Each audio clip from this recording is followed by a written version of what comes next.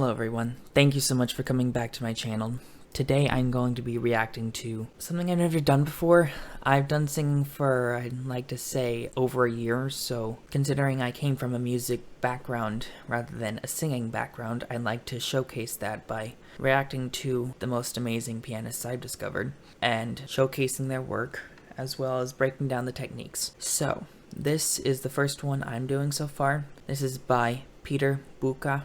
I don't know how to pronounce his last name, forgive me if I butchered it. So, he's going to be playing on the piano. How far I'll go.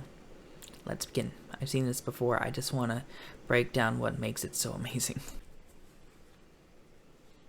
Pardon me, I had to get my headphones on for this. Let's go.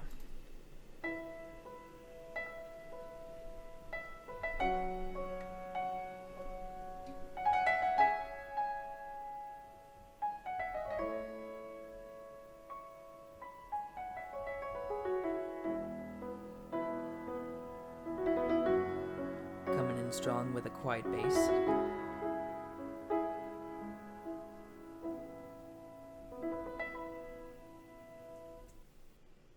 So far, let me just break something down. You see how he has the piano, half of it opened? That actually enhances what makes piano so beautiful. Whenever you want to record a performance, whether it's for a track to post to music platforms or not, you want to make sure that you open up the acoustic space from the inside of the actual instrument. Sometimes people will do that from the lids of the top or just take off the side like he did right here, and he'll be using that to amplify what he's already playing. It would not sound as acoustic, I think, as it would be without that removed.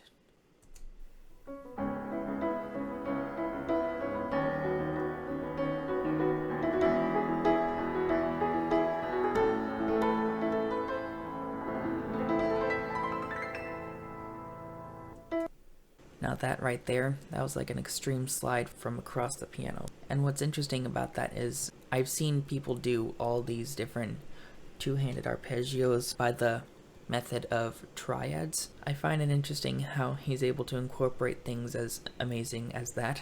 Also, I think this is a different type of piano.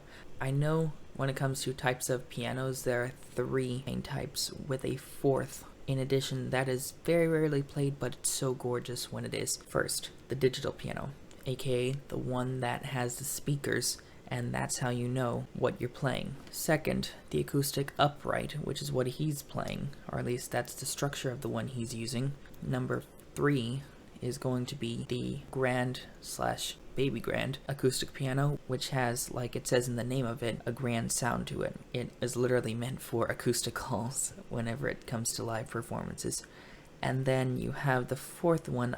I want to call it mahogany, but I know that I don't actually know, so I'm just gonna knock myself over the head for thinking that. But I'm just saying there's like a certain feel to the piano that one can play that makes me think about that. And that's what I think he's playing. Just one quick little detail I wanted to point out there.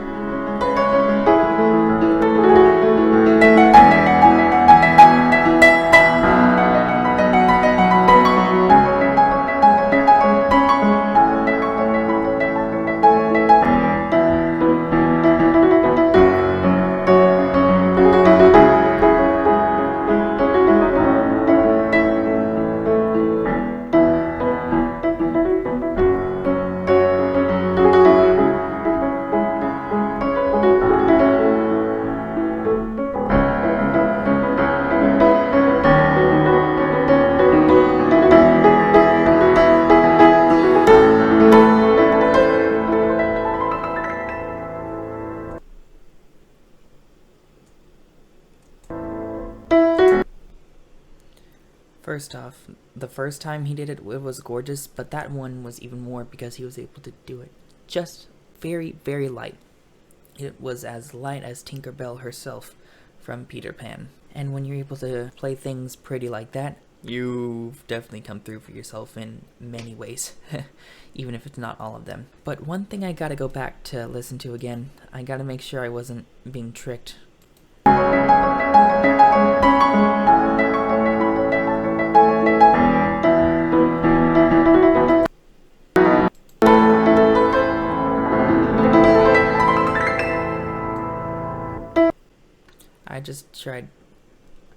I started playing it at the wrong place, my bad.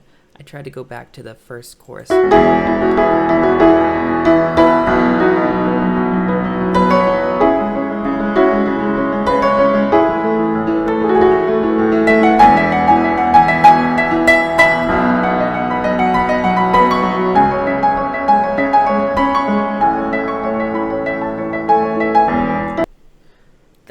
That right there. You know how in How Far I'll Go from Moana, in the first trial of the chorus of that song, there's like a repeat of the same tune or melody? Well, because of that repeat, I literally saw him switch from the variation of the bass to the treble. So as an elaboration, it obviously felt so full of a sound that you can't even imagine how they're even doing it. But one thing you gotta know is that sometimes when people don't know how to make certain things their own on the piano, they always use something else to back them up. And one of them was going from a 1-5-1-5-1-5-1-5-1-5-1-5-1. And that's basically when you go from the tonic of the chord in the chord progression thus far in the bass by using an octave between those two tonic notes. For this example, the key signature is E major, so he started with E major, then B major, then C sharp minor, then A major. That's a very, very, very common chord progression in pop music. So, because of that, he went from E to B, the top E, back down to B, and then the bottom E. That's how they create such groundbreaking movement in these improvising piano covers whenever they're trying to cover a certain song that they like on the piano. Particularly if they don't want to follow any rules like you would in sheet music. There's a difference between being able to be extremely creative and emotional with the piano and being able to sing one particular thing really, really well. I basically just summed up pop/contemporary styles and classical music for piano. Oof. But like I was saying, he did that for a lot of the chord progression since there wasn't much stylistic elements added into his right hand. And then by the time the chord progression repeated itself during that first chorus, he actually went less to the bass for stylistic tools and more so to the treble, because you heard him playing a lot of notes at the top. Ironically, you might think he's doing that type of thing for both hands, but once you start doing that with one, it's really hard to be that independent, so one has to be supporting the other, as far as I know, no matter what. When this one starts doing a lot of business by the fingers themselves, you know, those stylistic fast movements between the fingers, you have to let another one relax because you're trying to focus on the hand of one do its own rapid movements, and then if you want to switch it up, you can do that. You just gotta remember that when you add style to one hand, likely you won't be able to do that to the other, as you're not able, very often at least, to do it that easily with another, especially when you're trying to play a piece that involves all these aspects. In classical music, you are just learning a diagram and a formula for a specific song. In this, it's all about keeping things in your mind rather than right in front of you, because without sheet music, you're just trying to think about the style of the song by ear, trying to make it sound like your own, trying to keep to the original as much as possible so that people still recognize it, and just overall not flopping up and going with the flow, still trying to sound amazing, not perfect, amazing through it all, which is actually really, really tough. See, not a lot of business going on in the bass as much as it is in the treble. It's just a few notes here and there by eighth notes rather than 16th notes, which is what I was talking about by 1-5-1-5-1. 1-5-1-5-1-5-1-5-1. I hope that makes sense.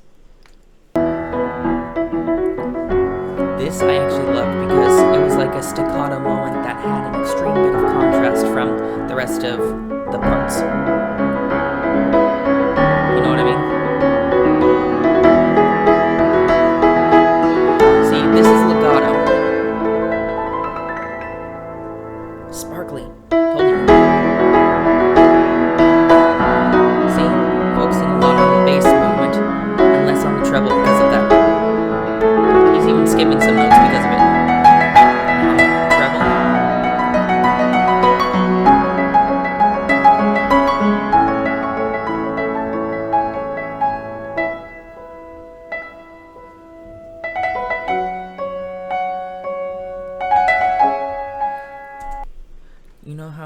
going from no no no no no no no.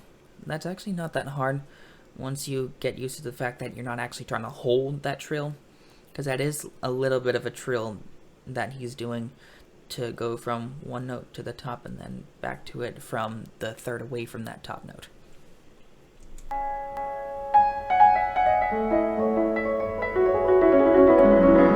Arpeggio, gorgeous.